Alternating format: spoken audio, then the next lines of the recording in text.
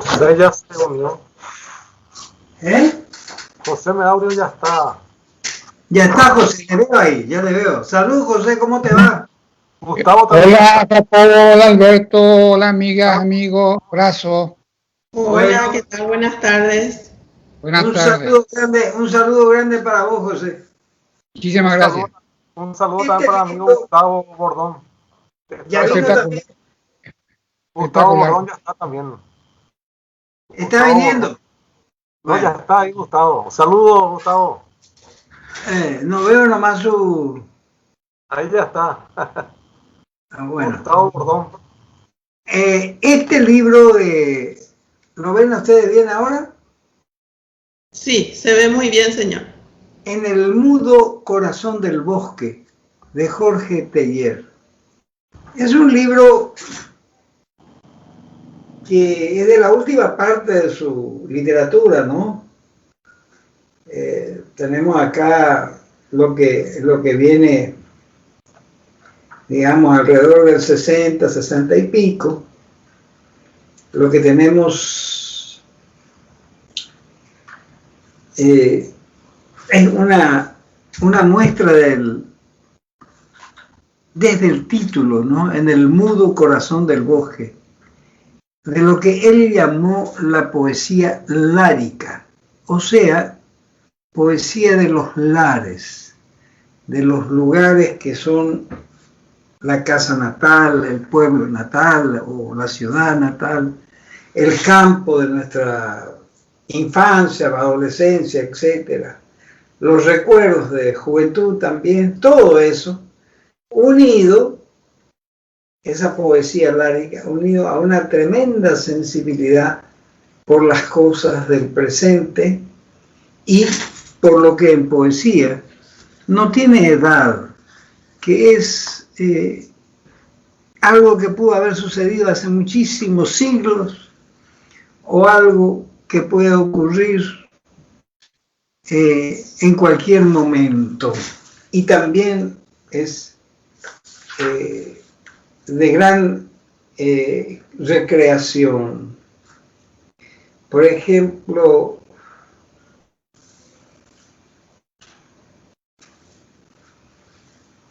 miren bien esto. Una parte voy a leer de este poema que se llama Reconstrucción. Me persiguen, y es un largo poema, con secciones, ¿verdad?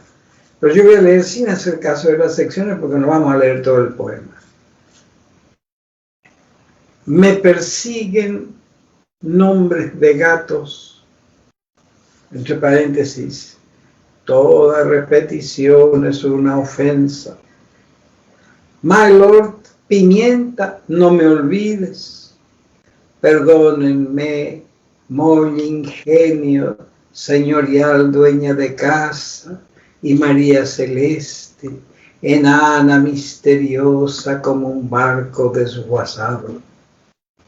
En mi muñeca hay un gato negro que Isabel, reina de los gitanos, me regaló en la iglesia, sin pedirme en cambio, sino un gato blanco y una hostia. No veré la reconstrucción del molino, pero he visto derrumbarse tantos molinos. He visto incendiarse tantos molinos. Nací frente a un molino en Lautaro. Mal año, Feña, consígueme más cuyín, decían los mapuches. Pero amaba la música de tu molino, como te he amado desde un día que no recuerdas en el Estadio Nacional. ¿Ustedes recuerdan lo que pasó en el Estadio Nacional en Santiago? Cuando triunfa Pinochet y los militares meten allí a unas 10.000 personas y prácticamente las masacran, las torturan y a muchos matan. Al cantante Víctor Jara, ¿recuerdan a Víctor Jara ustedes? músico popular chileno, le cortaron los dos brazos y después lo tiraron ahí. Él habla de, así nomás, como te he amado desde un día que no recuerdas en el Estadio Nacional. Ustedes conocen la historia de la Quintrala en Chile.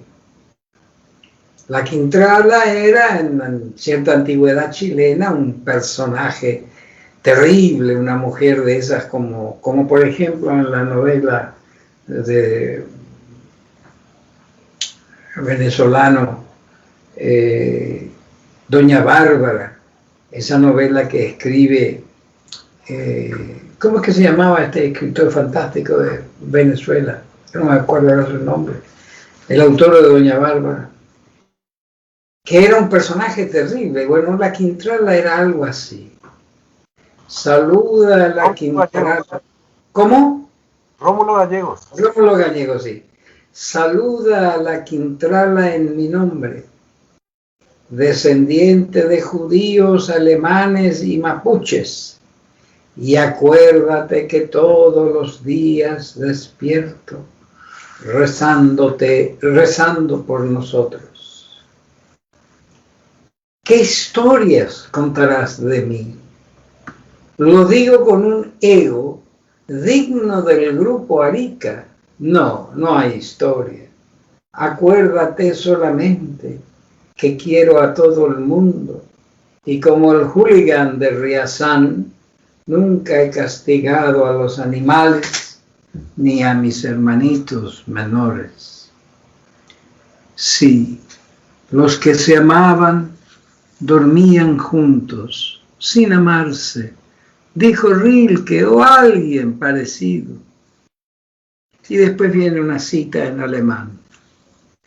Qué tonto eres, me dice mi prima, delgada y botticellesca, que trabaja en el torno para ayudar a su marido taxista. Te hace falta tener un poco de tierra, te hace falta no preocuparte de ti ni de nadie. Postdata. Te amo, sabes que soy un buen plagiario, soy el único habitante del club social y ni siquiera pasaré por la República a bordo de una nube. Ustedes, cuando escuchan esta lectura que yo estoy haciendo de este largo poema, que es el doble de lo que yo leí, que se llama Reconstrucción, tienen una idea bastante aproximada del tipo de poesía que escribía Jorge Teillier en Chile. La llamada poesía lárica, la que recordaba los lares, es decir, la casa natal, la aldea o villa natal, la tierra de infancia, etc. Esta poesía lárica o esta poesía que en la que Teillier insiste y que tuvo mucha influencia entre los años 50, 60, 70, 80. Esta poesía es algo que, junto con la poesía de Enrique Lihn, ¿se acuerdan de Enrique Lihn que hablamos de él, verdad? ¿Recuerdan algo de Enrique Lihn? También chileno en esa época. Junto con la poesía de Enrique Lihn, había alterado la tremenda influencia que tenía Neruda en los jóvenes. Entonces la generación que era joven allá por el 50, yo le estoy hablando de una generación un poquito anterior a la que yo conocí, ¿verdad? La del 60 y en Chile se llamó 65, que era la generación de Cameron, etc., de Omar Lara. Y un poco antes de eso, comienza por despojarse de la influencia de Neruda. El poema que yo acabo de leer ¿Usted sigue algo de este tipo de poesía para ver un cierto camino? ¿O usted, mi querido amigo, sigue al camino trillado ya en esa época que había abierto Neruda allá por 1920 y estamos hablando del 60, 70 incluso, ¿verdad? Es decir, la liberación del peso nerudiano por un lado o de también un poco de la Gabriela Mistral por el otro, pero por un lado muy diferente, más académico yo diría. Se produce cuando en Chile aparecen estos poetas, Teillier por un lado, Enrique Lin por el otro. Un poco más tarde aparece la revista Trilce, que ustedes conocen, que organizamos acá en la biblioteca la presentación del número famoso, aquel que dedicamos al Paraguay. ¿Se acuerdan de eso, verdad? Alberto, recordás eso, ¿no? Alberto. Alberto, Sí, me está escuchando. perfectamente, Jacobo. Sí, Bueno, me acuerdo. Sí. esa gente, Omar Lara, por ejemplo, y otros que vamos a ir viendo, forman lo que se puede llamar la poesía chilena posterior a Neruda, a la influencia de Neruda y también de Gabriela Mistral. Yo creo que ustedes pueden lograr una comprensión directa de este poema que yo leí, Reconstrucción. ¿Qué les dice lo que escucharon como fragmento de algo que ya en sí mismo es un fragmento? Cada pedazo de ese poema puede estar ahí o puede estar en otro lado, quizás, no sabemos. Es un fragmento de vida, es un pedazo de vida. Entonces, cada fragmento de palabras termina por representar un pedazo de vida. Detrás de esa reconstrucción hay una vida destruida, que es reconstruida por virtud de la palabra escrita y es presentada a los, diríamos, a los lectores como parte de la nueva poesía chilena. ¿Qué les llamó la atención de lo que están recordando de ese poema para que podamos hablar un poco antes de seguir adelante? Por ejemplo, Alberto o Laura o Víctor o alguien que quiera decir algo, por breve que sea. Ahora veo que Mario Sandoval se unió. ¿Qué tal, Mario? ¿Cómo estás? Hola, buenas noches, bien, gracias. Bueno, qué gusto verte acá. El gusto es mío. Estamos hablando sobre Jorge Teillier, el poeta chileno, y leyendo algo de él. Sí, sí. Un gusto, Mario, de saludarte. Con Gusto, igualmente. Al poema que leíste, Jacobo, acerca de Jorge Teillier y su poesía lárica, me parece que su poesía es una poesía muy sensible, de tono coloquial, que recrea un poco ese ambiente de su entorno, de las cosas inclusive cotidianas, ¿verdad?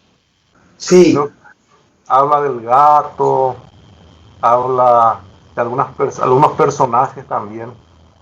O sea, es un poeta que vaticinador, vamos a decir también. Es un poeta que vamos a decir que va recreando y va anticipando. Reconstruyendo lo destruido. Claro, claro. Y en ese sentido, Jorge Teillier tiene una prosa muy buena, muy que llega, a mí al menos me llega bastante la prosa Tellier. Los versos, dirás. Los versos, sí. Sí. Sí. Acá hay algo muy importante que quiero destacar, porque usaste la palabra coloquial. Y yo creo que él tiene un registro del lenguaje con mucha, no con toda, ¿no? Pero con mucha acción coloquial. Pero el contenido del poema no es coloquial. El contenido del poema apunta en otra dirección. Por ejemplo, cuando yo quiero citarlo nada más, ¿verdad? Cuando dice, qué tonto eres, es coloquial. Me dice mi prima, es coloquial. Delgada, es coloquial. El siguiente no tiene nada que ver. Y botticellesca, como los cuadros de Botticelli, ¿verdad? Que trabaja en el torno para ayudar a su marido taxista. Son palabras coloquiales, la situación puede ser coloquial hasta cierto punto, pero el poema no es coloquial. Que una persona que trabaja en el torno para ayudar a su marido taxista, que sea prima del que está hablando, le diga a él, qué tonto eres. Bueno, ahí aparece, entre comillas, la razón por la cual le dice qué tonto eres, que no una pizca de coloquialidad, aunque la lengua tenga un registro coloquial.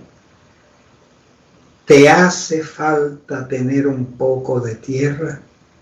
¿Te hace falta no preocuparte de ti ni de nadie? Ese registro lingüísticamente tiene mucho de coloquial, pero poéticamente no tiene nada de coloquial.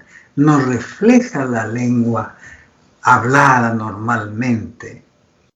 Yo normalmente no le digo a un primo, por ejemplo, te hace falta no preocuparte de ti ni de nadie. Se lo puedo decir en una circunstancia muy particular. Lo particular anula lo coloquial. Lo coloquial es siempre general, nunca particular. Y en Tellier apunta, como en otros poetas de esa generación, y de otra que vino un poco después, como es el caso de Horacio Salas, que es un poquitito mayor que yo, ya falleció, los dos ya fallecieron, ¿no? Que apunta también con cierta registro coloquial, pero lo que dice no tiene nada que ver de pronto con eso. Es decir, hay un registro que nos remite al habla cotidiana y hay un contenido que trasciende el habla cotidiana en el cual está expresado parcialmente y que se mezcla con otros registros del habla. Hay un estilo cuidadoso en el sentido de no caer en nada de lo que popularizó Neruda o Gabriela Mistral. Acá no hay un solo adjetivo fuera de foco como los que le encantaba a Neruda. Decir, por ejemplo, perro infinito y cosas así, ¿verdad? Nada de eso. Hay un gran alejamiento. Y si la poesía chilena logró un reconocimiento desde 1950 y tantos hasta hoy, con los poetas que proceden de esa época, un reconocimiento internacional, lo es por su reconocimiento inmenso del inmenso poeta llamado Neruda, pero por su alejamiento estilístico de todo lo que sea nerudiano. No se puede tratar de nerudiano a ningún gran poeta chileno de esa época, sea Tellier, sea Omar Lara, por citar dos, voy a citar a tres, por ejemplo Gonzalo Rojas, por ejemplo, bueno, cito varios y más, ¿verdad?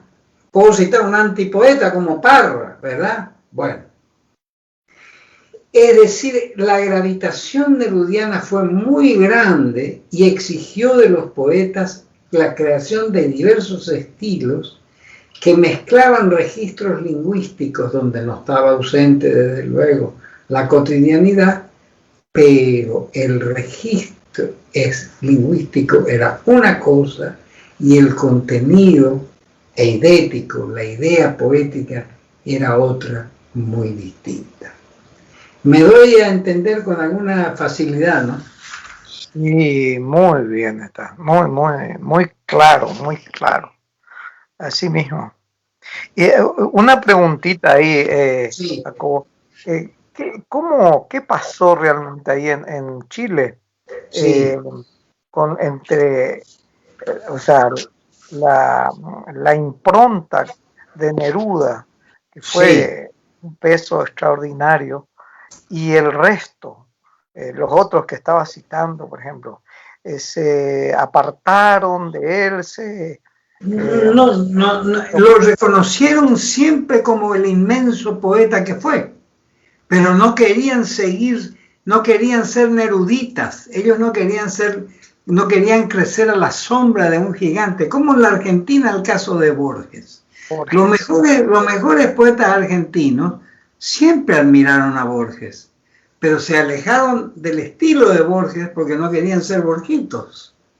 Sí. Borjito es una palabra que yo le debo pagar el copyright a nuestro amigo Mario Vargas Llosa, que dice que están llenos de borjitos el mundo, ¿verdad?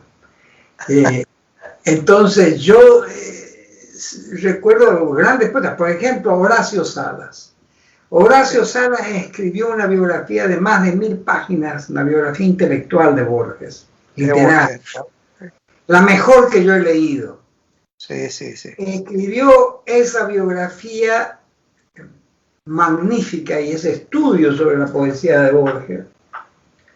Y él escribió muchos libros propios de poesía. Claro. A lo largo de, por ejemplo, 40, 50 años, aparte de los libros en prosa que escribió muchísimos libros de poesía. Y yo quiero leer, mezclar a los dos, este libro de Horacio Salas, que se llama, ¿lo pueden ver? Sí, Dar de Nuevo, sí. Es uno de los últimos libros que escribió y lo guardo siempre como una gran, por la dedicatoria y por el afecto que nos teníamos, ¿verdad? Sí. Miren, él mezcla el registro del lenguaje coloquial, pero el contenido es otra historia. Le voy a leer algo que tiene algo de opiniones sobre los poemas, ¿no? Cierta poética.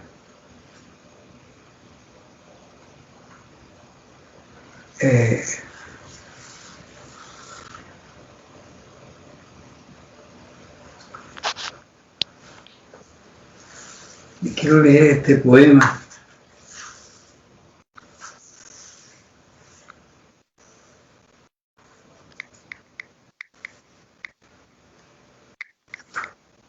Acá está. Si pierde la ingenuidad, pierde la vida. ¿Cómo rescatar las tardes, salvo por el ejercicio de la memoria, por la reproducción de gestos que suelen perderse, mezclarse como el agua de un río? ¿Cómo rearmar imágenes de espejos y vidrios empañados? El temor al olvido fuerza el olvido. Apenas los chispazos de unos cuantos instantes. Jugos, sabores, geografías, grabados, desvaídos, como nombres que escapan sin remedio. Sin embargo, subsiste la esperanza de poder recuperar ciertos momentos por un golpe de suerte, un olor, un poema, porque el brillo en los ojos, el sol en las mejillas por la calle Arenales, el suave cosquilleo, solo suposiciones arqueológicas, solo fugacidades. Si se pierde la ingenuidad, se pierde la vida. Es decir, no hay otra manera de rescatar las tardes salvo por el ejercicio de la memoria, dice. Este poema, que está escrito como el poema Reconstrucción de Teillier, sobre la base de reconstruir un pasado, acá está escrito de una manera que recuerda también un registro cotidiano del habla cotidiana, pero recuerda un problema poético de primer tiempo, como es el tiempo como río, como metáfora, y la memoria como río del tiempo, ¿no? Yo pienso que la inmensa capacidad de síntesis que tiene este poeta Salas nos puede llevar a muchísimas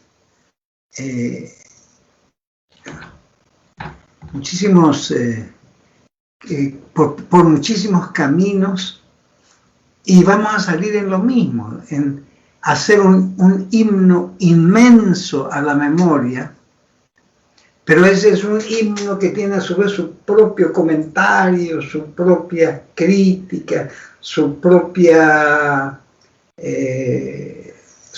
traslado a otro campo que no sea el campo de la estricta poesía, sino también de la poesía objetivada y crítica de lo que llamamos finalmente objetividad, ¿verdad?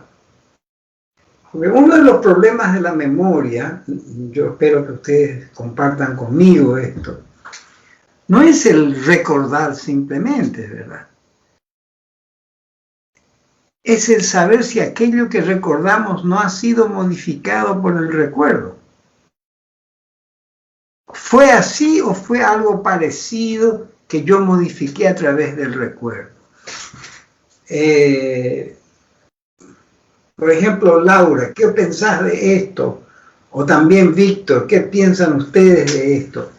Es posible que el primer problema que se nos plantee frente a la memoria es, pero caramba, yo recuerdo esto, pero esto que yo recuerdo, ¿fue así efectivamente como lo recuerdo o fue modificado ya por mi memoria? La memoria como modificadora y también reconstructora y constructora del recuerdo, ¿verdad? Sobre todo la memoria de un escritor, de un poeta, ¿verdad? No sé qué piensan ustedes, sobre todo ustedes dos que están, hemos tocado este tema ya en varias ocasiones, ¿no? Ustedes recuerdan, el recuerdo que tienen coincide con lo que fue o también fue alterado por la memoria. Es una pregunta, ¿no? Que cualquiera se puede hacer. Alberto, por ejemplo, se lo hace a menudo en su propia poesía, según yo pude detectar, porque yo escribí un pequeño trabajo sobre su poesía. ¿Verdad, Alberto? No sé dónde está Alberto, ¿se fue? Así mismo, Jacobo. Sí, ahí está. Sí, yo creo que cada uno, o sea, cada persona tiene ese pequeños fragmentos de lo que ha acontecido alguna vez en su vida como persona, ¿verdad? Sí. En caso lo que el poeta también hace es un poco reproducir eso, ¿verdad? Capaz que alterado esas imágenes, pero con un sentido básico de lo que ocurrió, de lo que trascendió a través de ese recuerdo. Es correcto usar la palabra trascender, porque en la memoria de la vida cotidiana, en la memoria de los recuerdos que tenemos de la casa nuestra, de la infancia, de la familia, de los vecinos, etc., en los actos de la cotidianidad hay una trascendencia que se ha ocultado, y que ese ocultamiento es el ocultamiento que al salir de la cotidianidad resulta que se fue a otra parte, como por ejemplo la poesía, como por ejemplo la mística, como por ejemplo la misma religión. En el caso de autores como Santa Teresa de Ávila, tanto en verso como en prosa, hay, como decía Julián Marías, hay una gran familiaridad con Dios en la obra de Santa Teresa.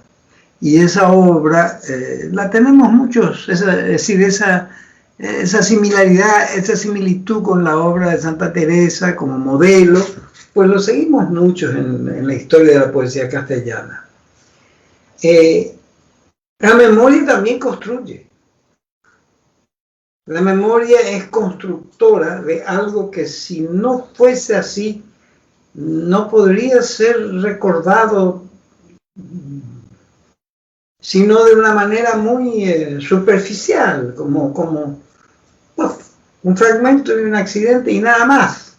Pero algo trasciende, algo queda, ¿verdad? Por ejemplo, acá en Horacio Salas,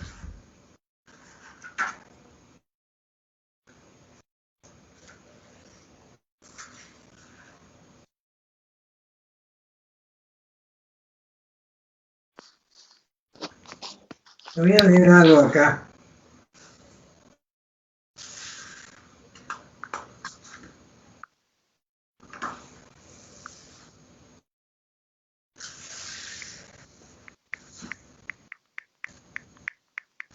Acá.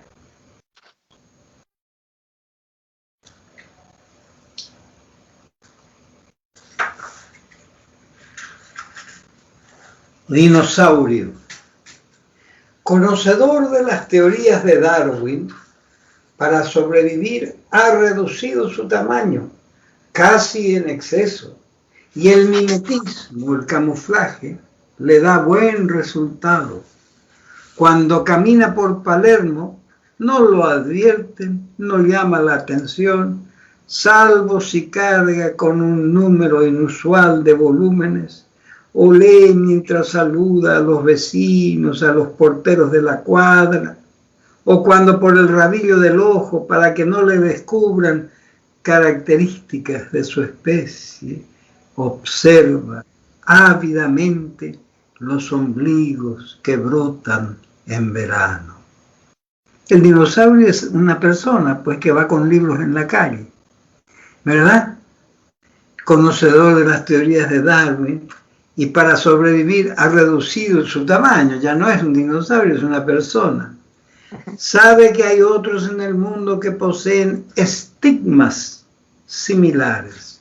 Es decir, ser un dinosaurio reducido es considerado por muchos un estigma.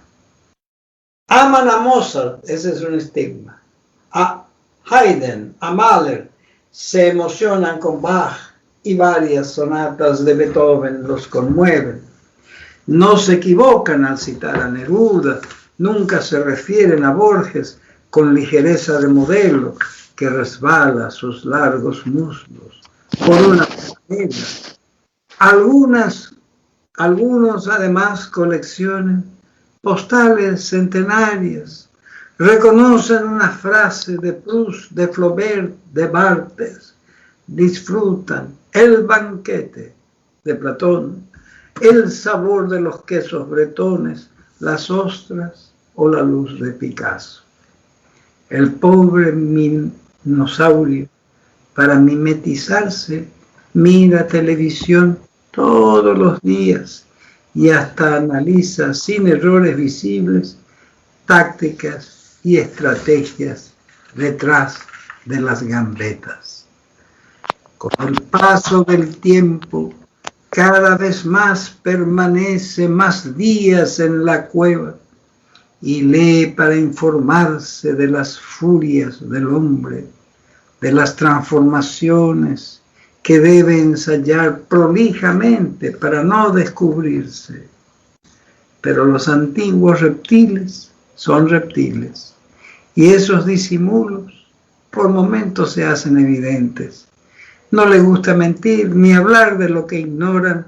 La vejez los ha vuelto eruditos, bibliófilos, y en el fondo añoran la amplitud de los campos y cubiertos de vegetación, de frescos pantanos y bikinis. Algunos dinosaurios utilizan la técnica de manera aceptable. Se indignan, se resignan, sufren, le temen al dolor y a la muerte, se enamoran de humanas y tapan sus angustias tapizando de libros las paredes. Todavía cada tanto deslizan un poema que como grandes huevos en la playa serán festín de arqueólogos en siglos venideros.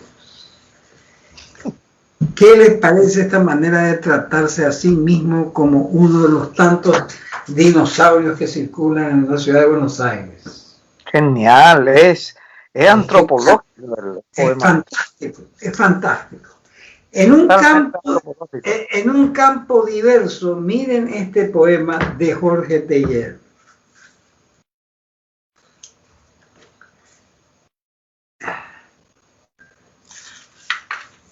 Le voy a leer el poema.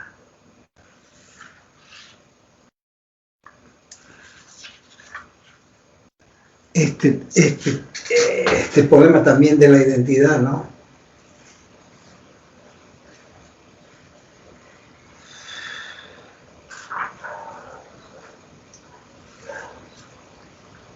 Ahí está.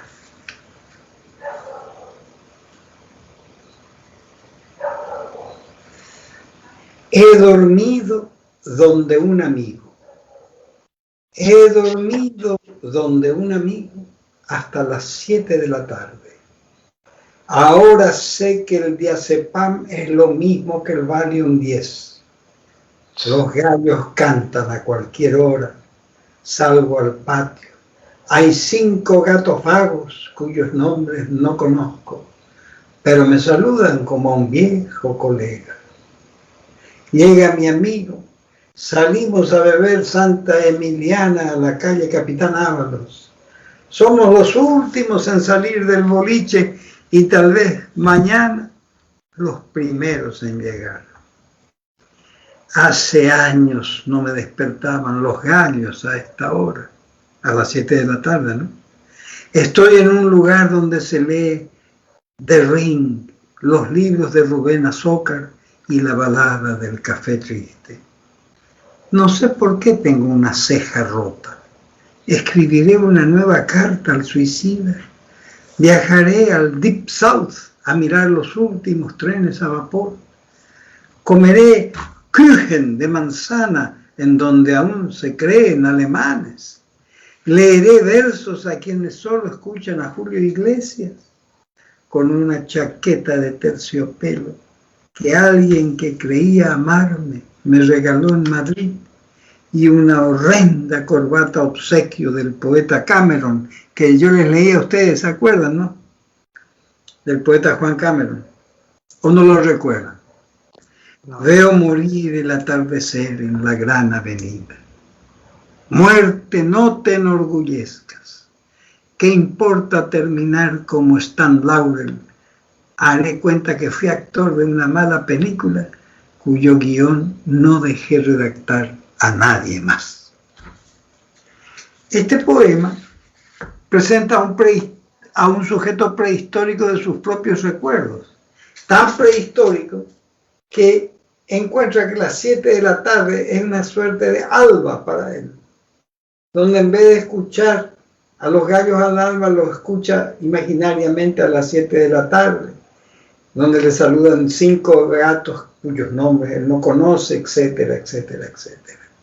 Él va recordando y va armando ese recuerdo al tiempo que lo va desarmando, porque el recuerdo ya ha sido trastornado por la misma poesía que él está escribiendo.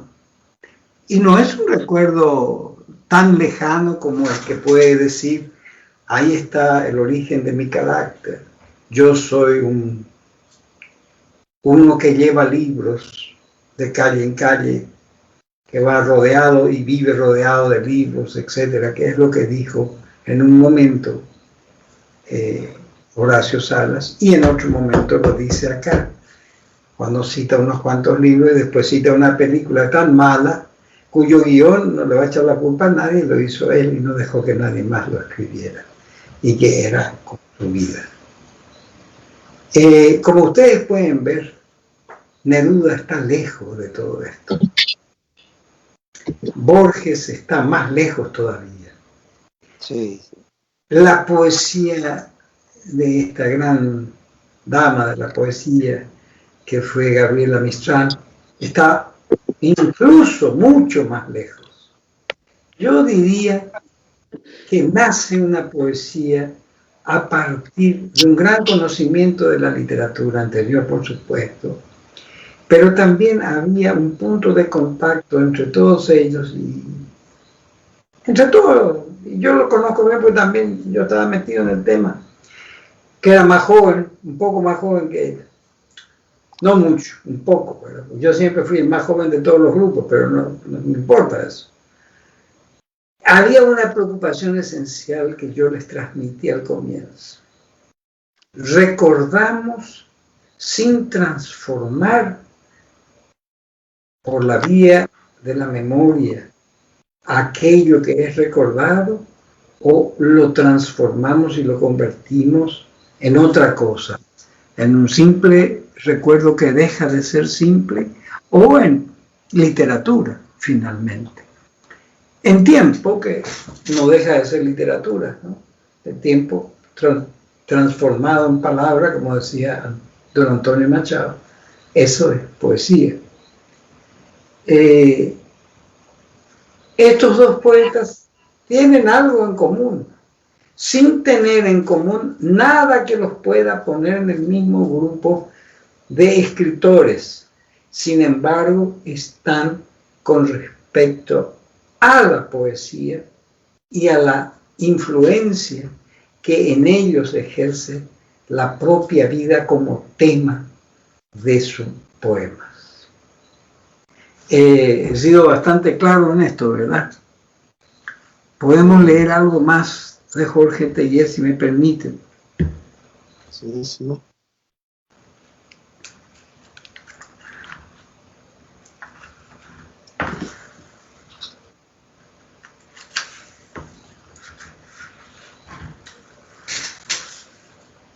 Antes de leer el poema, Jacobo, quisiera nomás decir que para aquellos que quieran conocerlo más a Jorge Teillier, el poeta chileno, en YouTube hay un programa, o sea, las grabaciones de un programa de este periodista y también escritor Warken, Sí. que hizo varias entrevistas a varios poetas chilenos, entre ellos Zurita, Maqueira y también Jorge Teillier. Y Sí. pues, aquellos que están interesados en conocer más la vida de estos poetas pueden entrar en YouTube y entrar en La Belleza de Pensar, se llama el programa de Warken, de este escritor chileno, y pueden ahí ver esas entrevistas, muy interesante. No, eso nomás quería acotar para aquellas personas que están interesadas en conocer más la vida de estos poetas. La Belleza de Pensar en YouTube está. Gracias, Alberto, gracias. Permítanme leerle este pequeño poema que es clave en su vida. Viaje. Se apagan unos tras otros los fuegos del hogar. El viento empuja grises polvaredas sobre abandonados senderos. Se oyen voces rugosas de árboles, pero quedan los ojos vigilantes de rocío que esperan incorporarse a la mañana traída por vertientes de labios entreabiertos. Cuando los pasos de los caminantes me despiertan, dejo atrás todas las fiestas, todas las calles donde he perdido el tiempo, aún confundido por el eco de palabras sin objeto, y espero descubrir los astros escondidos que brillarán en la oscuridad, en la eternidad de un día. La eternidad de un día es el viaje al cual él se refiere. ¿Cuántos libros hay que dicen, por ejemplo, un día en la vida de fulano de tal, un día fulano de tal, un día en la vida de otro, el paso de los días, etc.? Es un tema universal en la literatura, pero es eterno en el recuerdo, es eterno en la memoria. Está esperando ese poema, está esperando el poema que lo deje escrito. Volvamos a este poema. ¿Qué recuerdan de viaje ustedes? ¿Qué imágenes les quedaron con mayor fuerza? Por ejemplo, en algún momento, si no, tenemos que ver que cuando un poema es un poema corto, es más difícil a veces de recordar. Quiero leer. Esto es el fondo de la vinculación entre el sueño y el amor. Duerme. No temas. Duerme todas las estaciones. Estamos hablando de un viaje. Te amaré siempre, aunque nunca mi cuerpo se tienda junto al tuyo. Ese acto de amor, evidentemente romántico, ¿no? Como ustedes pueden ver, refleja que el amor es también un viaje. La poesía es también amor. La poesía es, por supuesto, otro viaje. La memoria que está al servicio del poeta está para ofrecer tanto recuerdos concretos como recuerdos abstractos. Los recuerdos, este poema es una abstracción. Te amaré siempre aunque nunca me acueste a tu lado, ¿verdad? Es una abstracción. No hay allí una concreción. La concreción sería acostarse al lado de ella. Sería el amor realizado. No, es un amor no realizado. Pero tampoco su poesía se realiza nunca. A diferencia de Neruda, que es el gran realizador de la poesía. Él tenía el optimismo que tenía Walt Whitman, sí, a quien él continuó con mucho éxito. Él era optimista. Él veía en la poesía el rescate inmediato de aquello que le iba a producir a él placer, alegría o tal vez olvido en algún caso. También, olvido. Pero olvido a veces puede ser sinónimo de placer también, muchas veces sucede. Perdón. Señor Jacobo, disculpe. Nos están pidiendo a través del Facebook si puede volver a leer el poema que acaba de leer. Si puede volver a leerlo, por favor. ¿El poema de amor? Sí. Espérame un segundito, voy a buscar la página. Ahí está. El poema se llama Duerme, no temas. Duerme todas las estaciones. Te amaré siempre, aunque nunca mi cuerpo se tienda junto al tuyo.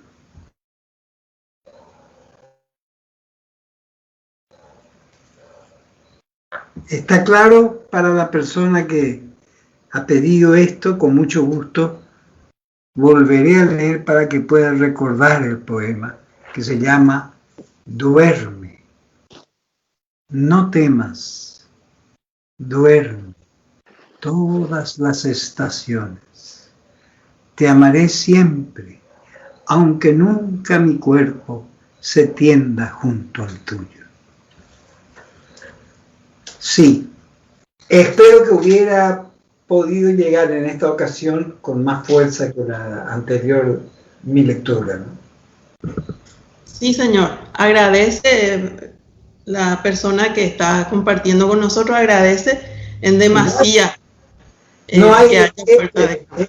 Estoy muy contento de que una persona que nos esté escuchando se sienta tocada por la palabra de Jorge Teillier.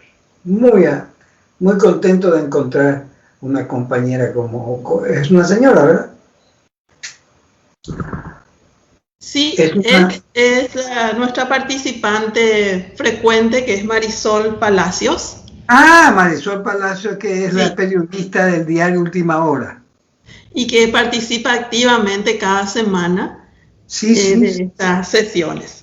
Bueno, le deseo que sea de provecho para ella y buena suerte en su trabajo periodístico también.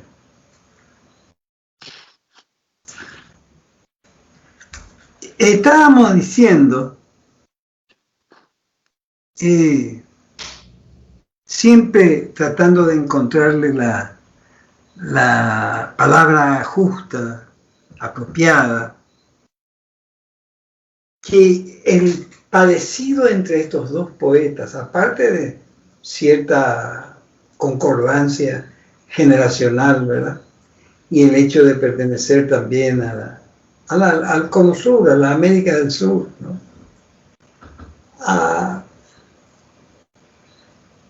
Que es muy importante, nos demuestra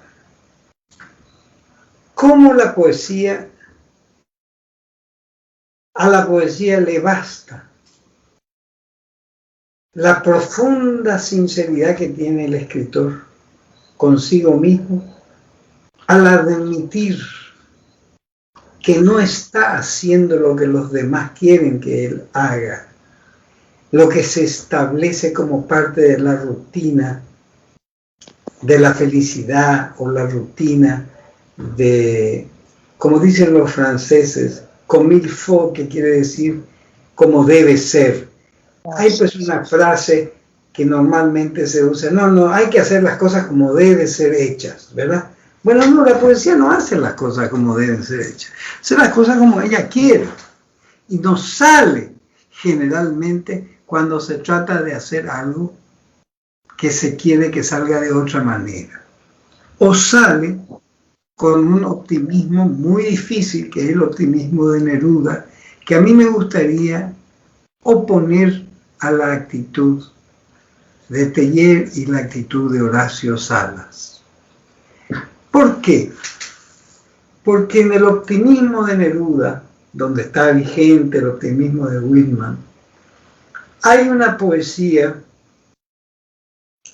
que encuentra en la...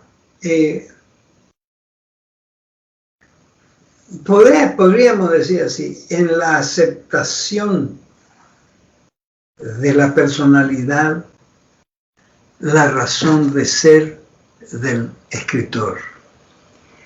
Ni Horacio Salas, ni Jorge Teillier, ni Juan Gelman, ni nadie de la generación esa encontramos jamás en la persona que somos individualmente, lo que se considera la cuna o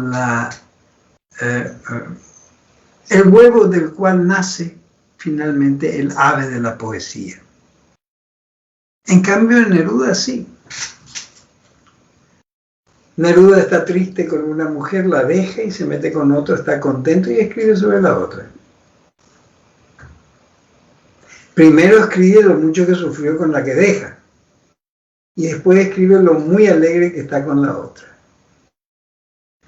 Para Teilhard, el amor es un acto que incluso incluye la ausencia. Que en donde hay amor no hay ausencia. Aunque nunca esté yo, dice en una parte, ¿verdad?, acostado a tu lado, yo estoy contigo. Eso, por ejemplo, nunca podría decirlo Neruda, que dice: me gusta cuando callas porque estás como ausente. ¿Verdad? Un hermoso poema, yo no digo que no. Yo solo digo que seguir a Neruda es convertirse en un erudita. Volverse en erudita, como decía Mario Vargas Llosa, seguir a Borges es ser un borjito. El mundo está lleno de borjitos, dijo. Y me parece una excelente definición de lo que son esos escritores. ¿Ustedes también piensan así? Sí. Bueno. Por supuesto. Ahora, cuando estamos entrando en este punto de la memoria, que fue la razón de ser de la clase, la memoria transforma. Y la memoria poética transforma poéticamente. Aquello que recordamos es alterado por la poesía del recuerdo. Porque lo que hacemos, no lo hacemos porque un día lo va a recordar un poema. Lo hacemos porque es parte de la vida. Pero la vida que es recordada es parte de un poema. ¿Estamos de acuerdo con esa definición de la memoria? Sí, sí, sí.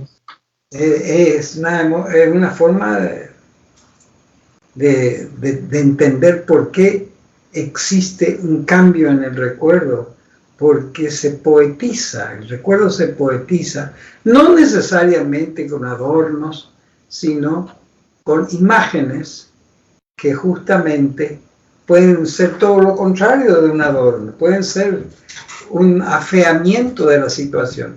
Que yo me considero un dinosaurio, yo no me adorno a mí mismo. Si yo me considero un actor de cine, por ahí sí, pero si me considero un dinosaurio, ¿qué posibilidad tengo de adornarme? Y si me reduzco el tamaño y soy un tiranosaurio rex de bolsillo, lleno de libros y cosas así, no hago un acto de complacencia con el recuerdo, sino un acto de modificación de cómo pueden verme otros, y creía yo que me veían de otra manera. Meditemos sobre este punto que yo sostengo que es fundamental. Quisiera escuchar yo algo de lo que ustedes puedan decirme en esta ocasión no solo sobre estos dos poetas, aunque estaría muy bien, que sobre los que vamos a volver y vamos a volver sobre otros, porque estamos tocando la poesía de la segunda mitad del siglo XX y de los últimos años del siglo XX, de los primeros años del siglo XXI también. Señor, yo quisiera exponer dos temas que salieron y que surgieron aquí a través de las cuentas del Facebook de la Municipalidad de Asunción, tanto del Centro Cultural de la ciudad como de la Dirección General de Cultura y Turismo. Sí. el participante que siempre también nos acompaña desde Santa Cruz de la Sierra, Jorge Moreno, él hablaba en un momento, o comentaba en un momento, sobre una posible situación de controversia entre Huidobro y Neruda. Puedo yo hablar sobre el tema, con mucho gusto. Conozco el tema de memoria. Es una historia larga de Neruda y Huidobro. Y también es una historia más larga aún la de Neruda y Parra. No sé cuál de los dos quiere él conocer a fondo. ¿Neruda y Parra o Neruda y Huidobro? En un primer momento habló o mencionó mejor a Huidobro y a Neruda. Sí, vamos a ver si ahora que usted preguntó se vuelve a contactar. El conflicto de Huidobro con Neruda después continuó con Neruda, de otra manera, con Neruda y Parra, ¿verdad? Le voy a contar una anécdota de Parra que es muy simpática. Parra vivía en Isla Negra, que es donde vivía Neruda, un lugar llamado Isla Negra, ¿no? Con mirada al mar, fondo al mar, etc., ¿no? Entonces, una vez le pregunta a un periodista si él se considera el mejor poeta de Chile, y entonces él le contesta: a mí, yo me contento, yo me conformo con ser el mejor poeta de Isla Negra. El otro poeta era Neruda. Entonces lo trata Neruda como un poeta inferior a él, ¿verdad? Ese era Parra. Huidobro tenía una actitud muy parecida muchos años antes. Cuando Huidobro comienza a escribir y sobre todo a publicar, tiene ya sus primeros enfrentamientos pero no en París, sino en Chile, sus enfrentamientos con Pablo Neruda. El tipo de poesía que escribe Huidobro no tiene el menor contacto con el tipo de poesía de Neruda. Y eso no sería suficiente razón para tener las peleas que tuvieron ellos. Pero Neruda, a quien le gustaba mucho pero pelearse como un boxeador, encontró en Huidobro una persona a la que podía golpear que daba gusto. Entonces, hay anécdotas que quedan de esa rivalidad entre los dos. Fue más una rivalidad que un verdadero desentendimiento o desacuerdo, y yo no estoy seguro de que ninguno de los dos despreciara el trabajo poético del otro, de ninguna manera, pero sí eran enemigos personales. Entonces, por ejemplo, Huidobro, en un reportaje que le hacen, porque siempre utilizaban el argumento del reportaje, los periodistas eran muy lieros en Chile. En un reportaje que le hacen a Huidobro, le dicen: ¿por qué, hablando de Neruda, que ama tanto a Chile? Dice: sí, dice Huidobro, y hablando de usted, que no sé cuál es su relación finalmente con Chile, dice, pero ¿cómo no la voy a amar? Chile es mi segunda patria. Imaginen ustedes lo que significa eso, ¿verdad? Sí. ¿Verdad? Además, como ustedes saben, Huidobro era miembro de una familia que tenía 400 años de estar en Chile. Eran los millonarios del año 1600 ya en Chile, ¿verdad? Era un súper, lo que llamaríamos un súper bacán, ¿verdad? Al estilo brasileño, ¿no? Un bacán. O como dicen en la Argentina también, un bacán copiando a los brasileños. Un bacán, un hombre muy adinerado y muy poderoso, ¿verdad? y Neruda era un hombre que nacía del pueblo, su padre era un fogonero ferroviario y cosas así, ¿verdad? Entonces dice, ¿cómo no voy a amar a Chile si es mi segunda patria? ¿Cómo imaginan que quedó esa discusión? Esa discusión duró después 10 años. El extranjero afincado entre nosotros, decía Neruda. Da la impresión de que habla un extranjero afincado entre nosotros, cuando se refería a Huidobro. En fin, esa es la razón que yo encuentro con mayor fuerza entre ambos poetas, la razón de la discordia y no la razón de un desprecio a la poética de uno o de otro. No tenían nada que ver la poesía de uno con la poesía del otro. Jacobo. Sí. Un comentario puntual nomás. Sí, por favor. En las memorias de Neruda. Sí. Que se llama Confieso que he vivido. Exactamente. Él cita un pasaje muy lindo de una poesía de Huidobro. Incluye en la... Pero puede incluir porque él nunca dejó de admirar la obra de... No tiene nada que ver la obra de uno con respecto a la pelea que tuvieron entre ellos. Sí, ellos tuvieron un encuentro... Ellos dejaron de lado la poesía de cada uno, porque una vez que usted se mete con la poesía de alguien, terminó para siempre la relación. Pero cuando la poesía está y si a mí me gusta, si no me gusta, no me gusta, nadie se queja. Pero hay lugar para la cuestión personal, para la chanza, la burla, el pequeño desliz que comete uno y inmediatamente le responde el otro, ¿verdad? A eso me refiero. A eso quiero referirme al amigo nuestro, que es un compañero que está en Santa Cruz de la Sierra, ¿verdad? ¿Verdad, Laura? Sí, señor. Se trata de Jorge Moreno, que cada semana también nos acompaña a través de las plataformas.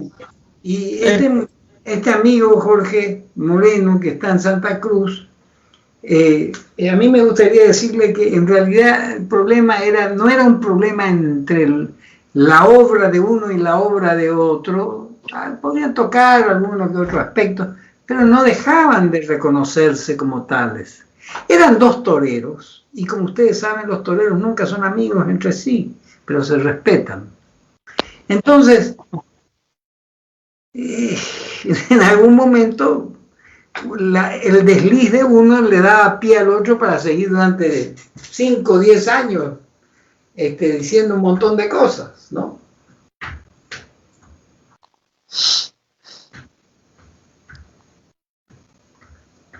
Pero además se parecían en algunas cosas en su vida privada. A Huidobro le gustaba una mujer y se divorciaba o la dejaba a la que tenía y se iba con la otra. Y si él tenía 52 años y la otra acababa de cumplir 16, mejor. Era más o menos así, ¿no? Es más o menos parecido a Neruda también en ese sentido, ¿no? Tengo entendido también que Neruda tuvo conflictos con este otro poeta chileno, Pablo de Roca. Muy grande. Ahí fue un conflicto personal político. Sí. Pablo de Roca fue uno de los grandes poetas comunistas. Él fue un gran poeta comunista en Chile. Y Neruda era un gran poeta comunista. Y no había lugar sino para uno. Entonces, de los dos Pablo de Roca y Pablo Neruda, quedó Pablo Neruda. Era una cosa tremenda esa, ¿eh? Una cuestión política de quién iba a ser finalmente el vocero poético del partido comunista, era en esa época, ¿no? Todavía no sé si, Jacobo, no sé si viene al caso, pero comentario nomás. Me da la impresión de que yo, por lo menos con los chilenos que hablé, ¿sí? Neruda no es muy popular entre los chilenos. no. Pablo de Roca. No, Neruda no se lo quiere mucho, me da la impresión. No, tienen razón. Pablo de Roca es un poeta de minorías. No, me refiero a Neruda. Neruda es un poeta que tiene millones de ejemplares en Chile. No, pero como persona me da la impresión de que no se como persona no lo ha querido nadie nunca en Chile. En primer lugar, él lo primero que hacía era publicar en Buenos Aires y después publicar en México, después publicar en España y después publicar en Chile, ¿verdad? Que era un país donde los libros chilenos no salían nunca de Santiago, hasta hoy no salen de Chile, ¿verdad? Entonces, él buscaba a toda costa el prestigio internacional de publicar en otros sitios. Sin lugar a dudas, eso fue Neruda, ¿eh? En cambio, Pablo de Roca era un poeta de minorías, era un elitista, mucho más modernoso que Neruda, ¿no? No, también comunista, también era comunista. Era comunista él y era comunista el otro. Y era una lucha política para ver cuál de los dos quedaba en el comunismo, pues, ¿verdad? Huidobro también. Huidobro se hizo comunista después. Sí. Primero era un aristócrata chileno que vivía en París y que no quería saber nada de Chile. Después volvió a Chile y lo primero que hizo era hacerse comunista. Sí, ¿verdad? Entonces, cuando se hizo comunista, después le preguntaron, como yo le conté eso, pero ¿cómo? El tema de Neruda, ¿no? ¿Verdad? ¿Cómo usted, en un momento dado dijo, ¿no? ¿Verdad? ¿Cómo no parece amar a Chile? Le dice. No, ¿cómo no voy a querer a Chile yo? Si Chile es mi segunda patria, así. ¿Verdad? Matándose de risa de la posición de Neruda y de Pablo de Roca, entre otros, ¿no? Sí. Ambos eran comunistas. Los tres eran comunistas, porque también era comunista este muchachito, joven era en esa época todavía. Roca. No, el otro, el que estábamos tocando el tema recién, el gran poeta. El autor de Altazor, ¿no? Poeta... Vicente Huidobro. Vicente Huidobro, exactamente. Me estaba mezclando los nombres, ¿verdad? También lo era, sí. Pero Vicente Huidobro era una contradicción personal en él, en todo sentido. Era la negación de un comunista. En cambio, Pablo de Roca era todo un marxista, ¿verdad? Etcétera, qué sé yo. Era un comunista más convencido, digamos, ¿verdad? Además, no debemos olvidar que en esa época, estamos hablando de 1920 y tantos, 30 y tantos, 40 y tantos. Sí, el 40. El comunismo no era lo que fue después, ¿verdad? Y tampoco era lo que terminó siendo, y que terminó siendo un fantasma que murió y no dejó ni siquiera una sombra. En aquel entonces era toda una posición política muy fuerte en el mundo. Muchísimos escritores eran comunistas en aquella época. Mucho se le criticó a Neruda por aquel poema que le dedicó a Stalin. La Oda de Stalingrado. En Canto General. Sí, Oda de Stalingrado se llama. Yo nací para cantarte Stalingrado. Ese poema larguísimo, sí, se le criticó muchísimo. Además era stalinista. Como todos los que en ese momento, en fin. También se le criticó mucho, yo no sé si hay veracidad en esto, que Pablo Neruda tuvo una hija que nació con hidrocefalia. Exactamente, en Indonesia, por ahí. Eso era en la Polinesia, Indonesia, en un lugar de eso era. Y tenía una esposa, su primera esposa fue una holandesa que conoció en la isla de Java y bueno, tuvieron una hija que nació hidrocefálica. y la condición de hidrocefálica en esa niña lo atormentó terriblemente a él, y él dejó a la mujer, dejó a la hija, no quiso saber más nada de nada, ¿verdad? Se cerró a la realidad que le tocó vivir. Y bueno, después de eso anduvo con 100.000 mujeres más o menos, hasta que finalmente se casó con una dama argentina que era Delia del Carril. Y ella, bueno, era mucho mayor que él, y ella le arregló una serie de problemas que tenía en Argentina, según cuentan algunos que lo conocieron. Sí. Ella le arregló una serie de problemas que él tenía en Argentina. Y después de mucho tiempo de estar juntos, yo la llegué a conocer a Delia del Carril, que le decían Hormiguita, era una mujer muy, muy mayor ya, y yo la conocí así muy superficialmente, charlamos unos minutos nada más. Yo estaba con una amiga mía muy querida de Buenos Aires, una señora a la que yo quería muchísimo en esa época, y que era amiga de ella, y ella me la presentó, vino a visitarla a la casa, yo estaba con ella un rato, y ahí, entre un sorbo de té y otro, bueno, charlamos un poco. Ya estaba divorciada de Neruda, ¿no? Hacía rato. Pero Neruda se había casado con la que él mismo le llamó la dueña de los versos del Capitán. Es decir, él escribió un libro anónimo que se llamaba Los versos del Capitán, y era él, Pablo Neruda. Y después puso su nombre cuando al fin se casó con ella, etc. Y con Pablo, con la mujer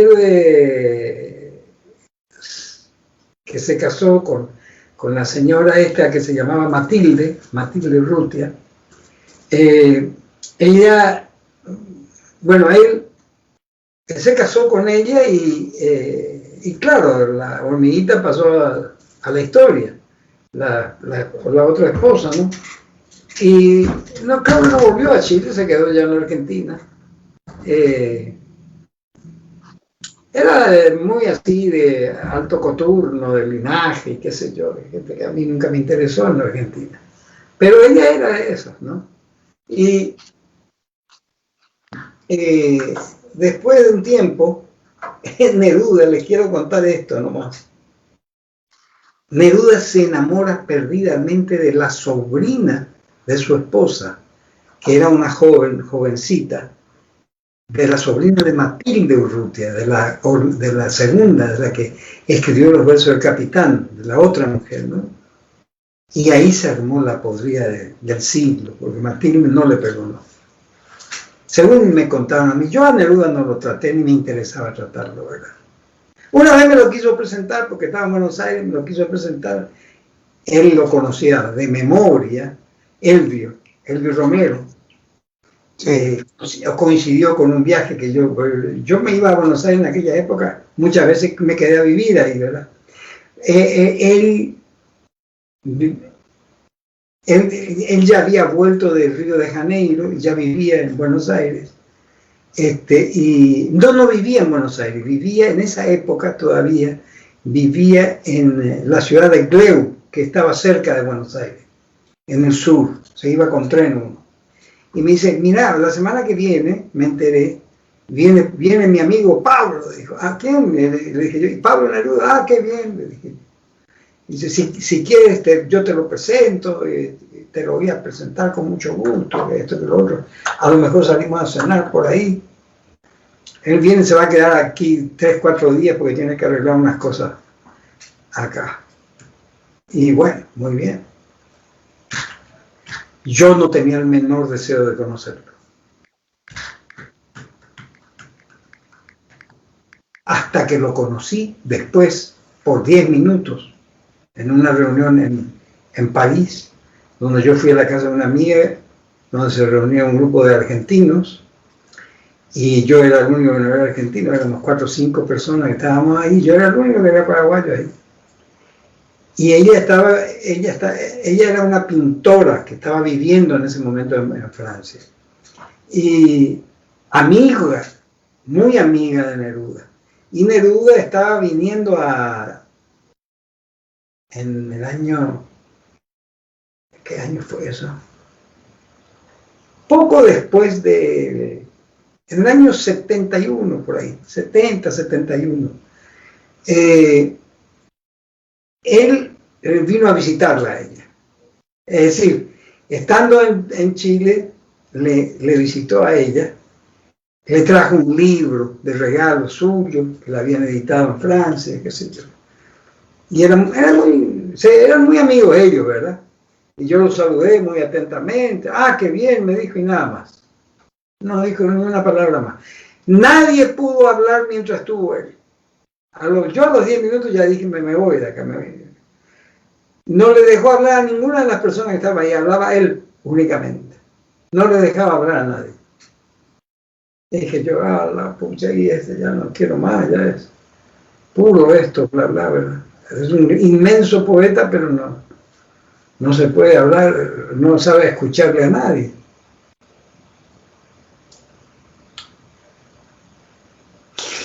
En fin, así las cosas. A ver cómo vamos. ¿Qué más me pueden decir? Ahora se unió María Violeta. ¿Quién es María Violeta? Ahí salió ese María Violeta. Marta Violeta Garcete es también una asidua participante del taller, Chaco. Ah, ahí la veo, ahí vi su nombre. Muy entusiasta de tu taller. Le saludo muy atentamente. Recién vi su nombre. A mí me gustaría escuchar ahora la opinión, por ejemplo, de algunos de ustedes, ¿verdad? A lo mejor Mario quiere hablar, o tal vez José, no sé, quien quiera hablar sobre el tema que hemos tocado hoy, de la memoria, ¿verdad? Y la poesía. Lo que quieran decir, yo estoy para escucharlo. Mira, sobre la memoria, vos sabés, ustedes saben, ¿verdad? Creo que todos sabemos lo que dijo, lo que escribió García Márquez, ¿no? El gran Gabo. La vida y la memoria, ¿verdad? La vida no es la vida que vivimos. La vida es lo que recordamos de ella. Claro, y cómo la recordamos para contarla. Esa es la parte más interesante, me parece. Porque es lo que recordamos, pero ¿y cómo la recordamos para contarla? Yo creo que es una nueva, un escritor. Una conversión al relato, ¿verdad? Posterior, que ahí recién, porque uno la recuerda y la tiene en la memoria, digamos, girando ahí, ¿verdad? Pero no sale a luz cuando la relatamos, o sea, por escrito, o sea, verbalmente, digamos. Pero ahí es donde yo creo que la poesía transforma el recuerdo, y lo mismo la prosa. La novela transforma los recuerdos, ¿verdad? Los va novelizando, ¿verdad? Claro, por eso es que la poesía es vida, se dice, ¿verdad? Es vida recordada. Es vida. Claro, es la vida, pero la vida es esa, no es la que vivimos. La que vivimos ya vivimos, es algo que vivimos, ¿verdad? Un hecho que vivimos, ¿verdad? Sí. Un día, puede ser un accidente, un momento feliz, una reunión, una fiesta, una competencia deportiva, lo que sea, ¿verdad? Es lo que vivimos, pero después lo que recordamos de ella. Exacto. Para contarla. O sea, cuando contamos ahí, cuando relatamos recién o cuando escribimos un poema sobre ella, sobre eso, ahí es donde se transforma y esa es nuestra vida, esa es la parte de vida que aprendemos de aquel pasaje histórico, digamos, en la historia nuestra, que la hemos vivido, ¿verdad? Entonces yo creo que es fantástico. Yo escribí un libro de pero sobre la historia de mi familia, el árbol genealógico hice y escribí la historia de mi familia. Entonces esa frase puse al principio, en la tapa, ¿verdad?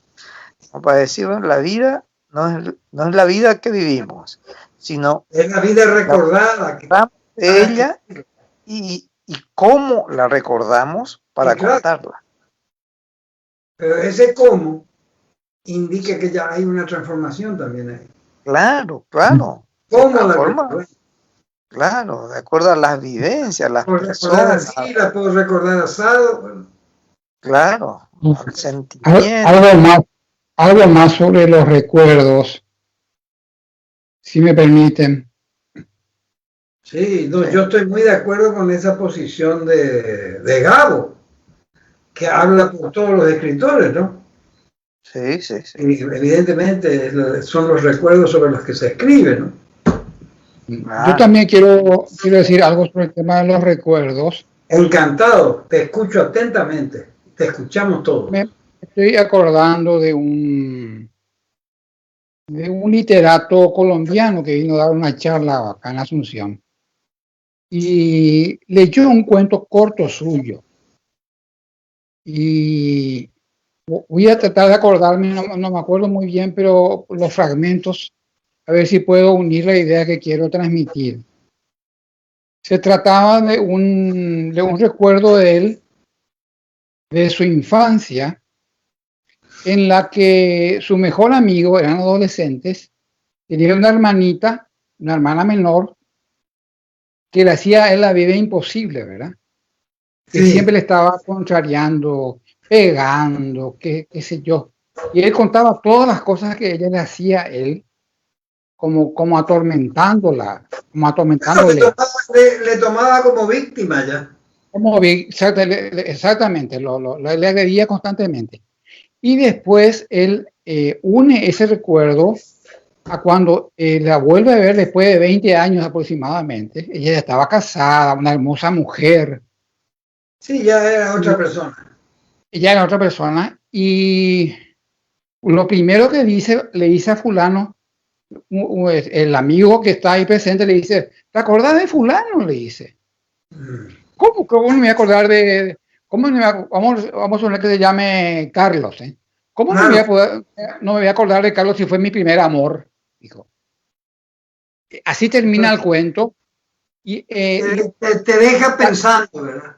No, a él le vuela, o sea, uno piensa que después le voló la cabeza en sentido que en realidad lo que pasaba era que la chiquilina estaba enamorada y la forma adolescente de expresar cariño era agrediéndole, ¿verdad?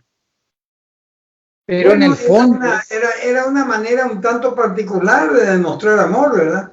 Claro, en su inocencia. Pero lo que a mí me remite nomás... En su carácter, yo diría. Ella tenía un carácter agresivo, ella le quería a él, ¿verdad?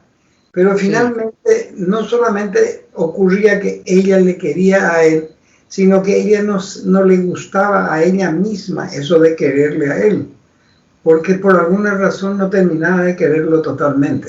Y era su primer amor. Fue su primer amor, pero con eso él como que... a mí me transmitió la idea de que también él como le cambió el recuerdo, o sea, lo que él en su memoria guardaba como una especie de rencor o de resentimiento por todo. Era amor, ¿entendés? Y bueno, es la memoria que va cambiando. Como la memoria también se va transformando en la medida en que vos estás escuchando hechos nuevos. La memoria, ahí en ese caso, cambia de signo y va al signo contrario, va del odio al amor. Es así, bueno, eso es justamente. Pero puede suceder, con mucha facilidad sucede. Totalmente. Habla de la disconformidad que tenía esa niña consigo misma en la medida en que estaba enamorado o creía estar enamorado. Y no es que creía como una niña, que no es lo mismo que creer como una mujer adulta, ¿verdad? Se iba convenciendo de que estaba enamorado de él, ¿verdad? Sucede. Eso sucede cuando uno tiene 12, 13, 15 años, por ahí, ¿verdad? Sí, es muy típico de los adolescentes. De los adolescentes jóvenes, muy jóvenes. Porque cuando ya son los jóvenes un poco mayores, ya no corre así el asunto. Claro.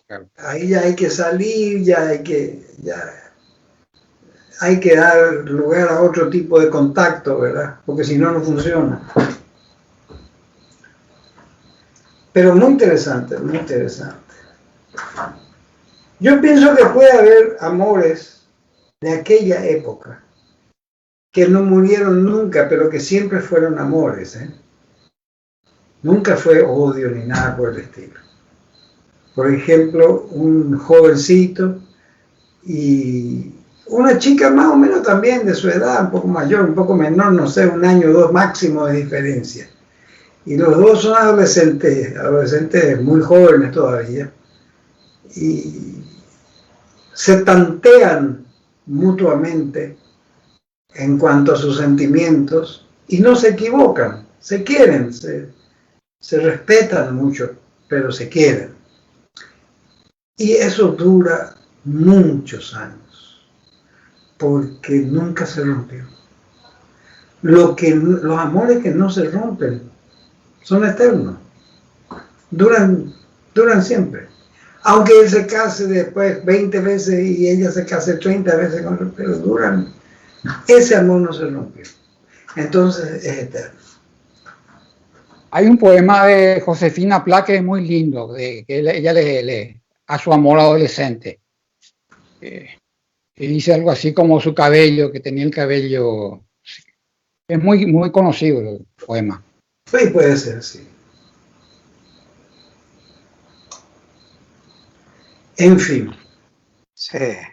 Bueno, estamos llegando ya a nuestra conclusión del día de la fecha. Yo quiero seguir en nuestra próxima sesión del miércoles con estos poetas, con Teillier, con Horacio Salas, con Hellman, con todos los que estuvimos estudiando, que son los poetas del 60, para ir buscando las conexiones generacionales del grupo de la poesía sudamericana de la segunda mitad del siglo XX y que llega hasta nuestros días. Yo no soy muy amigo de la poesía de nuestros días porque la poesía que tenemos hoy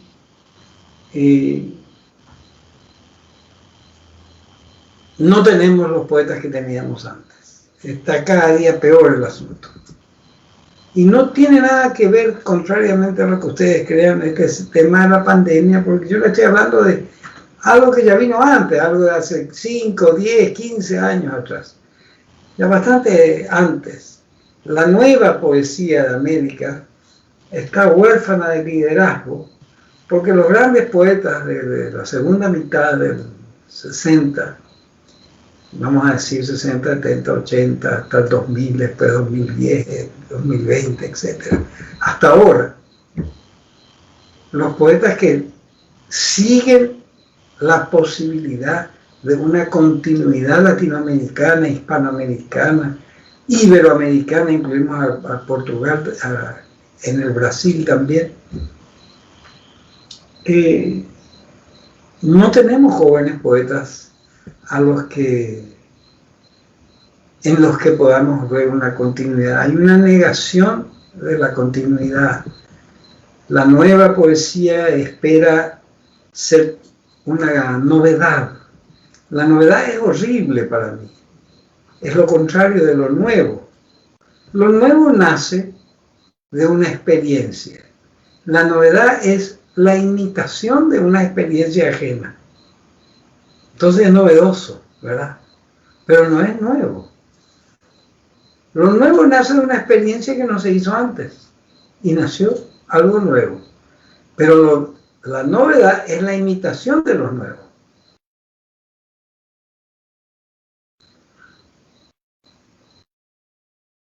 Ustedes conocen la expresión novedades en el mundo de las casas de comercio, ¿verdad?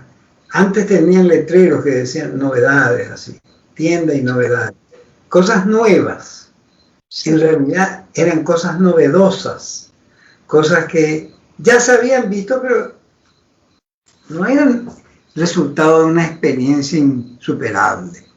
Era algo novedoso y era una novedad, pero no tenía ningún... No hay que buscar la novedad en la poesía, ni en la pintura, ni en nada. Lo nuevo nace cuando es nuevo y desaparece inmediatamente después. Pues lo nuevo no dura. ¿Ustedes qué opinan de eso? Sí, es así. Es una cosa que tenemos que buscar nosotros, darle una contextura histórica a la poesía del Río de la Plata, a la poesía latinoamericana, la poesía andina, como vimos en lo del Perú, Colombia también. Toda la poesía que podamos nosotros encontrar como antecedente inmediato de lo que se puede escribir hoy y se debe escribir hoy. Como antecedente, no como influencia, como antecedente. Sí, sobre el punto, como dicen los del Congreso. Hay una cuestión ahí. ¿Te acordás cuando dabas estas charlas, este taller o charla ahí en la biblioteca municipal, pues. cuando era presencial, ¿verdad? Sí. Que creo que fueron 2 años antes de la pandemia, fue el 2020, fue el 2019, entonces. Había un grupo, o eran 2 o 3 jóvenes, ¿verdad? Sí. Que eran de un grupo de jóvenes que hacían poesía.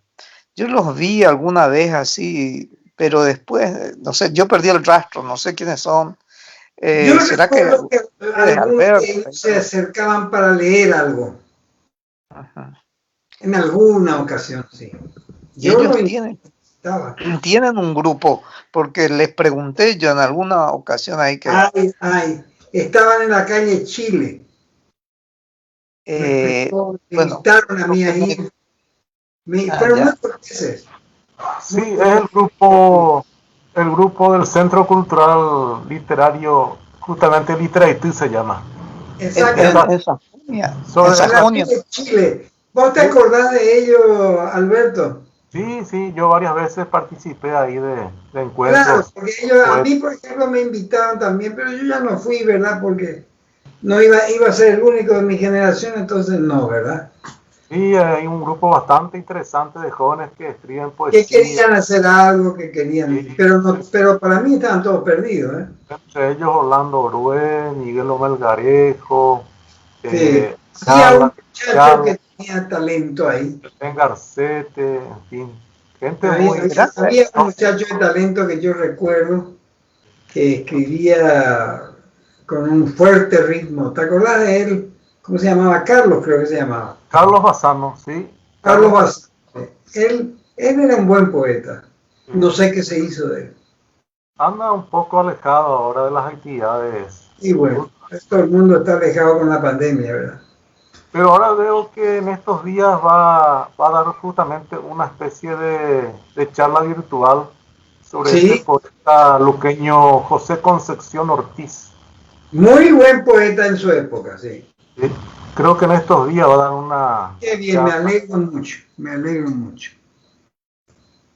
mucho. Bueno, pues nos quedamos para el miércoles, en nuestra próxima sesión. Tocamos estos autores que ya hemos visto, pero los tocamos con una nueva profundidad, dándole mayor hondura a las vinculaciones que existen entre los autores, porque las vinculaciones las crea siempre un lector, ¿verdad?